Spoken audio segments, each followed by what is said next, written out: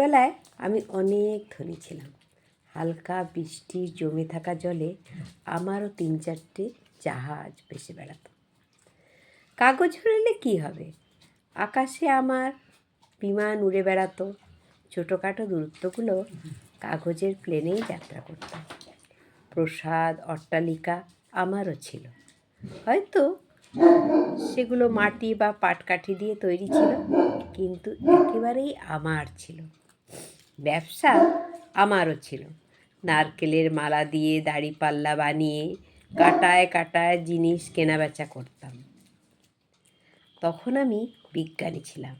ফেলে দেওয়া পুরনো ইঞ্জেকশন সিরিঞ্জ জল ভরে বিভিন্ন গাছের শাখা প্রশাখায় ইঞ্জেকশন দিয়ে পরীক্ষা নিরীক্ষা করতাম। এখন আর কোথায় পাবো সেই বড়লোকি চাল? শৈশবটাকে বড্ড বেহিসাবি খরচা করে ফেলেছিলাম, তাই আজ আমি গরিব।